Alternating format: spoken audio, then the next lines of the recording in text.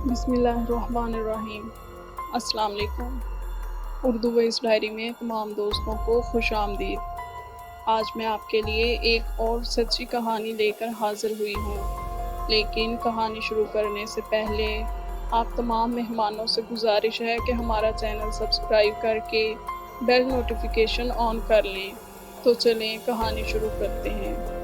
मेरा घर नून नगर में था। ये बहुत ही खूबसूरत छोटा सा शहर था। मेरी उम्र 7-8 बरस थी। मेरे तमाम घर वाले, ख़ास तौर पर मेरे दादाजी, मुझे बहुत प्यार करते थे। हमारी बहुत बड़ी हवेली थी और हवेली के आगे एक बहुत वसी रकबा था। वहाँ सब्जियाँ, फल और खूबसूरत फूलों की क्यारियाँ बना रखी थीं। आम के बहुत सारे दरख्त थे। पौधों और दरख्तों की हिफाजत खुद दादाजी करते थे। हमारी हवेली के बराबर में एक बहुत ही खूबसूरत मंदिर था। वो मंदिर बहुत बड़ा और पुराना था।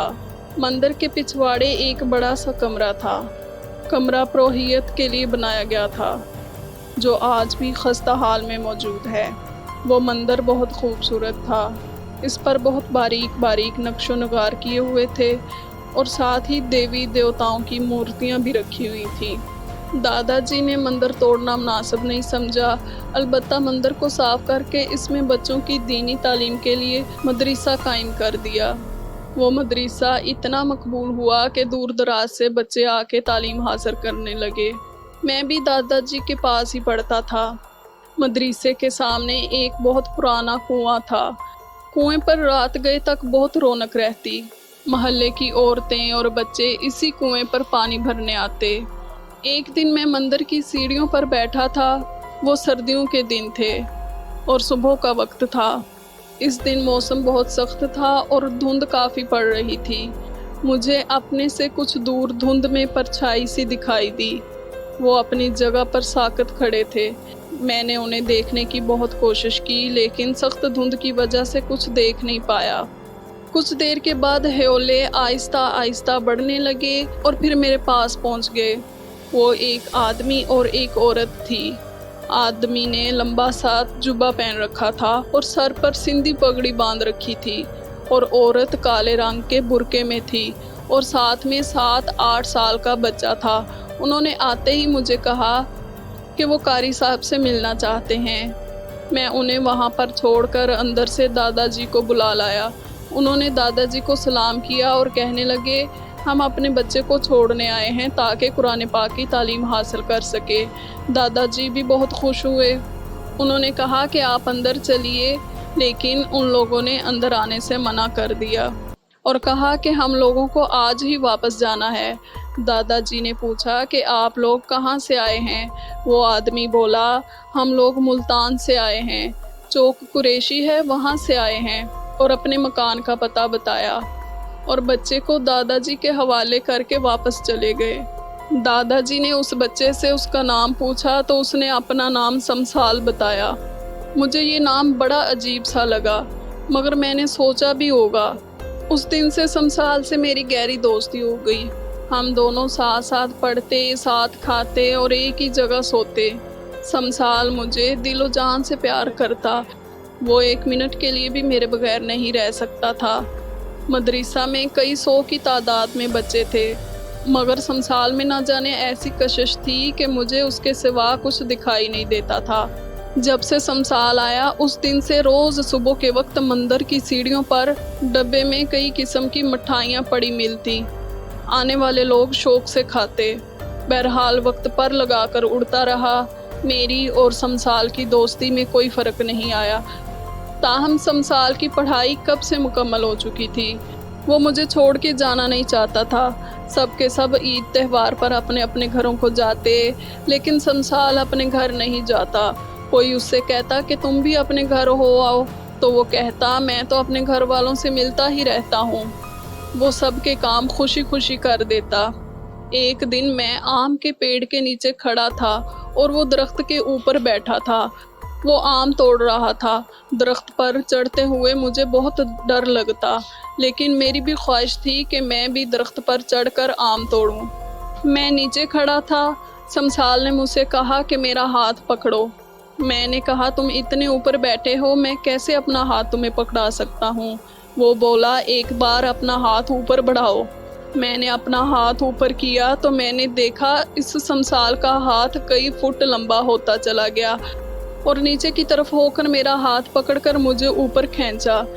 جب میں اس کے قریب پہنچا تو پھر مجھے ہوش نہیں رہا۔ جب میری آنکھ کھلی تو میرے دادا جی میرے سرہانے بیٹھے مجھے دم کر رہے تھے اور سب گھر والے اکٹھے تھے۔ میرے والد نے مجھ سے پوچھا تمہیں کیا ہوا تھا؟ باقی سب گھر والوں نے بھی مجھ سے سوالوں کی بوچھاڑ کر دی۔ میں نے کسی کے سوال کا کوئی جواب نہیں دیا اور کہا کہ گرمی کی وجہ سے مجھے چکر آ گئے تھے۔ کچھ دیر کے بعد سب گھر والے میرے کمرے سے چلے گئے تو میں نے دیکھا کہ سمسال شرمندہ شرمندہ سا دیوار سے ٹیک لگائے کھڑا تھا۔ میں نے اسے دیکھا تو میرے جسم کے رونگٹے کھڑے ہو گئے۔ میں خوف سے تھر تھر کانپ رہا تھا۔ اس نے کہا تمہیں ڈرنے کی ضرورت نہیں، میں تو بس مذاق کر رہا تھا۔ اس دن کے بعد میں سمسال سے کچھ دور دور رہنے لگا اور اس سے ٹھیک طرح سے بات بھی نہیں کرتا تھا۔ ایک دن سخت گرمی تھی۔ رات کو میں اپنی چارپائی پر سویا ہوا تھا۔ ساتھ سمسال کی چارپائی تھی اور ایک طرف میری والدہ سوئی ہوئی تھی۔ تقریباً رات کے 8:45 بجے کا وقت تھا۔ میری والدہ نے نیند میں سمسال سے پانی مانگا تو میری بھی آنکھ کھل گئی۔ میں نے دیکھا کہ سمسال اپنی چارپائی سے نیچے کھڑا ہے اور اس کی شکل بالکل بندر جیسی ہے اور پورے بدن پر لمبے لمبے بال تھے اور اس کا قد چھت کو چھو رہا تھا۔ دیکھتے ہی دیکھتے وہ وہاں سے غائب ہو گیا اور پھر پلک جھپکتے ہی وہ اپنی چارپائی کے قریب کھڑا تھا۔ اس کے ہاتھ میں پانی کا گلاس تھا۔ اس کے بعد مجھ پر کپ کپی طاری ہو گئی۔ میں بے ہوش ہو گیا۔ جب میں ہوش میں آیا تو میری والدہ مجھے دیکھ کر پھوٹ پھوٹ کر رونے لگی۔ میں اٹھ کر بیٹھ گیا اور اپنی والدہ کو دلاسا دینے لگا اور پوچھا کہ کیا صبح ہو گئی ہے؟ تو والدہ نے مجھے بتایا تمہیں آج 4 دن کے بعد ہوش آیا ہے۔ یہ سنتے ہی مجھے حیرت کا ایک شدید جھٹکا لگا۔ میرے دادا جی نے پوچھا بیٹا سچ سچ بتاؤ تم نے کیا دیکھا؟ میں نے ان کی کسی بات کا جواب نہیں دیا اور گھر والوں سے کہا میں کچھ دیر آرام کرنا چاہتا ہوں۔ میں نے اپنے دل میں سوچ لیا تھا کہ میں سمسال سے ضرور بات کروں گا۔ میں نے تھوڑی دیر بعد دیکھا سمسال میرے سامنے کھڑا تھا۔ مجھے رات کا سارا منظر یاد آ گیا۔ مجھے اس سے بہت خوف محسوس ہو رہا تھا لیکن میں ہمت کر کے بول پڑا سمسال آخر تم کون ہو؟ وہ میرے قریب آیا اور میری چارپائی پر بیٹھ گیا۔ اس نے میرے ہاتھ پکڑے اور اس کی آنکھوں سے آنسو بہہ رہے تھے۔ اس نے مجھ سے کہا ارشد تمہیں مجھ سے ڈرنے کی ضرورت نہیں، میں تمہیں کوئی نقصان نہیں پہنچاؤں گا۔ میں آج تمہیں بتا دینا چاہتا ہوں کہ میں کون ہوں۔ میں اصل میں جنات کے قبیلے سے تعلق رکھتا ہوں۔ میں ایک مسلمان جن ہوں اور میں پڑھائی کی غرض سے یہاں آیا تھا۔ تم سے دوستی کی تو سچے دل سے کی اور تمہاری یہ بے رخی میرا جینا مشکل کر رہی ہے اور آج میں اپنے خدا سے التجا کروں گا کہ اس نے مجھے انسان کیوں نہیں بنایا۔ میرے جن ہونے سے میرا دوست مجھ سے خوف کھا رہا ہے۔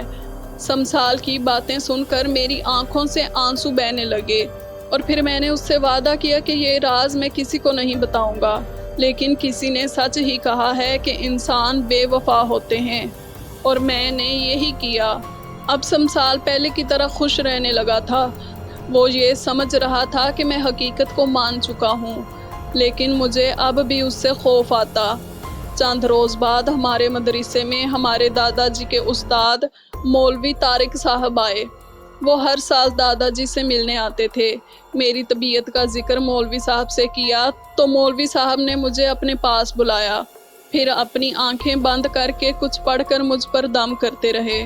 کچھ دیر بعد انہوں نے اپنی آنکھیں کھول دیں اور مجھ سے کہا تمہیں کس چیز سے خوف آتا ہے؟ لیکن میں نے ان کی کسی بات کا ٹھوس جواب نہیں دیا اور خاموشی سے ان کو دیکھتا رہا۔ اگرچہ مولوی صاحب جان چکے تھے لیکن وہ میرے منہ سے سننا چاہتے تھے۔ مولوی صاحب بولے بیٹا تمہیں گھبرانے کی کوئی ضرورت نہیں، وہ تمہیں کوئی نقصان نہیں پہنچائے گا۔ میں چپ چاپ بیٹھا رہا۔ میں اپنے دوست سے کیا گیا وعدہ نہیں توڑنا چاہتا تھا۔ مولوی صاحب بولے دیکھو بیٹا انسان اور جنات کا کوئی میل نہیں، इंसान को मिट्टी से पैदा किया गया है और जिन्नात को आग से बनाया गया है। जिन्नात का कोई भरोसा नहीं, ये किसी भी वक्त इंसान को नुकसान पहुंचा सकते हैं। अगर जिन्नात किसी से दुश्मनी करे तो ख़ानदान के ख़ानदान तबाह कर देते हैं।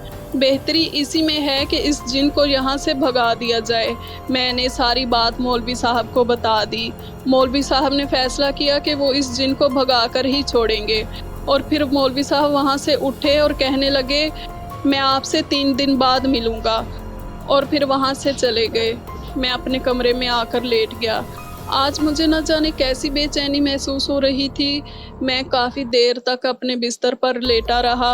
उधर मौलवी साहब कब्रिस्तान में गए और एक जगह को पाक साफ करके एक बड़ा सा हसार खींचकर इस पर बैठ गए। वहाँ पर क्या चिल्ला किया मुझे नहीं मालूम। 3 दिन मुकम्मल होने के बाद वो मदरसे में वापस आए। मैं वहाँ पहले से मौजूद था। मौलवी साहब बहुत खुश दिखाई दे रहे थे। मौलवी साहब बोले, मैं अपने चिल्ले में कामयाब हो गया हूँ। उनके हाथ में पानी की एक बोतल थी। उन्होंने बोतल मुझे दी और कहा, रात को पूरे 12 बजे पानी शमशाल पर डाल देना और फिर आगे मैं खुद संभाल लूँगा। इसके बाद वो हमेशा हमेशा के लिए तुमसे दूर चला जाएगा और फिर कभी तुम्हें परेशान नहीं करेगा। ये सुनते ही मेरी आंखों से ज़ारों कतार आंसू बहने लगे। वो सारा दिन मेरा जैसे कांटों पे गुजरा। तकरीबन 9 बजे का वक्त था। मैं और शमशाल लेटे हुए थे। वो काफ़ी देर तक मुझसे बातें करता रहा।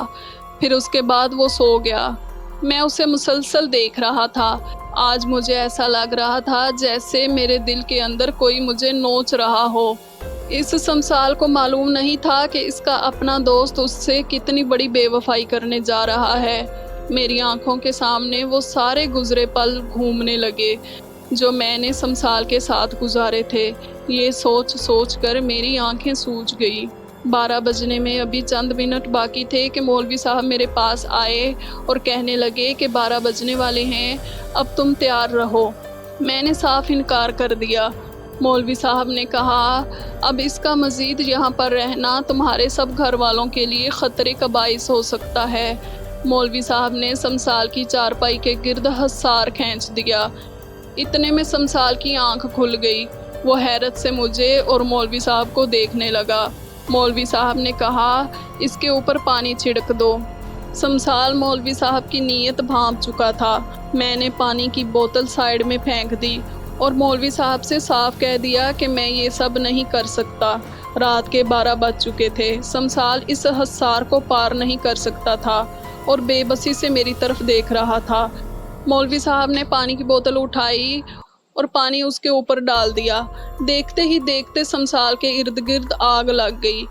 आग की लिपटें आसमान को छू रही थी। इतने में मेरे दादाजी आ गए। उन्होंने हाथ जोड़कर मौलवी साहब से इल्तिजा की कि वो शमशाल को छोड़ दे, जो कि मौलवी साहब शमशाल को अपने मतलब के लिए कैद करना चाहते थे। फिर आखिरकार मौलवी साहब ने इस शमशाल को छोड़ दिया। शमशाल की आंखें गुस्से से अंगारा हो रही थी। शायद उसे मुझसे ऐसी उम्मीद नहीं थी। चिल्लाकर बोला, अरशद, अगर तुम एक बार भी अपनी कसम देकर कहते तो मैं यहाँ से चला जाता, दोबारा मुड़कर तुम्हारी तरफ देखता भी नहीं। और अब मैं हमेशा के लिए यहाँ से जा रहा हूँ और कभी लौटकर वापस नहीं आऊँगा। लेकिन तुमने जो बेवफाई मेरे साथ की है, इसके लिए तुम पल पल तड़पोगे। फिर वहाँ से गायब हो गया। फिर उस दिन से मेरी ज़िंदगी का हर पल थम गया। शमशाल की जुदाई ने मुझे तोड़ के रख दिया। मैंने उसे पूरे शहर में ढूंढने की बहुत कोशिश की, हर जगह तलाश किया, लेकिन उसका कुछ पता ना चला। फिर मैं मुल्तान उसके बताए हुए पते पर भी गया और वो मकान भी मैंने ढूंढ लिया, लेकिन वहाँ के रहने वाले लोगों ने बताया कि ये मकान तो सदियों से बंद पड़ा है और इसमें कोई नहीं रहता। इस शमशाल को ना मिलना था और वो ना मिला। वो दोबारा लौट कर नहीं आया। उसके जाने के चंद रोज़ बाद मौलवी साहब का इंतकाल हो गया। दादाजी भी बीमार रहने लगे और एक दिन वो भी अपने खालके हकीकी से जा मिले और आहिस्ता आहिस्ता मदरसा बिल्कुल बंद हो गया। कुछ अरसे के बाद मेरी वालदा भी वफात पा गई। अब मैं इस दुनिया में बिल्कुल तन्हा रह गया। मेरे ऊपर खुदा का कहर था या बेचारे शमशाल की बदवा कि मेरी तो दुनिया ही उजड़ चुकी थी। मैं बीमार रहने लगा। मैंने शादी भी नहीं की कि शायद मुझे मौत आ जाए, लेकिन कुदरत को ये मंजूर नहीं था। मेरी यही इल्तिजा थी कि मौत से पहले मैं शमशाल को देख लूं, उससे माफ़ी मांग लूं कि मरने के बाद मुझे सुकून नसीब हो। मैंने बहुत दुआएं मांगी। एक दिन मेरे दरवाजे पर दस्तक हुई। मैं बमुश्किल दरवाजे तक पहुंचा। मैंने जैसे ही दरवाज़ा खोला तो मेरी ऊपर की सांस ऊपर, नीचे की सांस नीचे रह गई। मुझे अपनी आंखों पर यकीन नहीं आ रहा था। सामने मेरा दोस्त शमशाल खड़ा था, जिसे मैं अपनी नादानी की वजह से खो चुका था। मैं झट से उसके गले लग गया। मेरा सीना गम से फटा जा रहा था और रो रो कर मेरी हिचकी बंद गई। काफ़ी देर के बाद मैं बोला, शमशाल तुम कहाँ चले गए थे? मैंने तुम्हें बहुत ढूंढा, मुझे माफ़ कर दो। तुमने एक बार भी नहीं सोचा कि तुम्हारे पीछे मैंने कैसे ज़िंदगी गुजारी? एक बार आकर देख तो लेते। शमशाल के मुंह से पहला फ़िक्रा अदा हुआ। वो बोला, अरशद मैं तो कब का तुम्हें माफ़ कर चुका हूँ। मुझे जब भी तुम्हारी याद आती मैं तुम्हें खुद ही देख लेता। अब तुमने बहुत सज़ा भुगत ली। मैं खुद को रोक नहीं पाया और तुम्हारे पास आ गया। मैंने उससे इल्तिजा की कि अब मुझे छोड़कर कभी नहीं जाए, लेकिन वो बोला, मुझे जाना होगा, मेरी कुछ मजबूरियां हैं, लेकिन मैं वादा करता हूँ कि मैं लौट कर ज़रूर आऊँगा, हमेशा के लिए। और फिर शमशाल चला गया। दोस्तों, आपको ये वीडियो कैसी लगी? कमेंट करके ज़रूर बताइएगा।